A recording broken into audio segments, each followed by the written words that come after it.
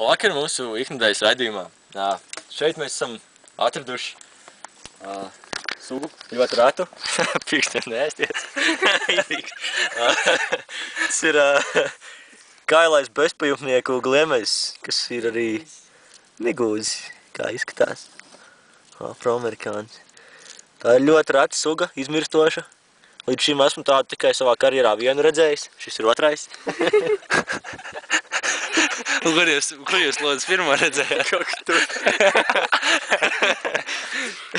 Viņi esat ļoti indīgi un ēd viens otru. Šis esmu dusmīgs. Vai nē, es māju. Varbūt kādus faktus vēl par viņu var pastāstīt. Radušies viņi ir Amerikā. Okeāns viņus šeit izskolojis. Ieviešoties šeit, viņi apēduši visu pārējās gliemežu sugas.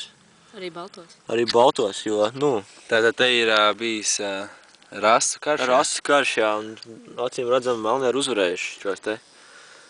Kaut gan aizvien vēl saglabājuši savus pirmotnējos bezpajumtnieku instinktus, jo sākotnēji, kad viņi atnāca, viņi bija mazi, un šeit bija daudz, brūnīgu balto.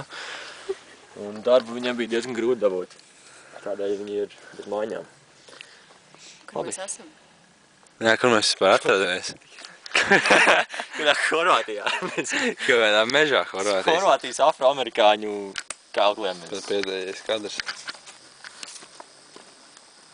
Nu, redz, cik smokiņš. Pretīgs. Jā. Tā, labi, tad, atradīsimies. Atradīsimies draugam. Uzkāpņi. Labi, paldies. Bija ļoti interesanti. Jā. Paldies.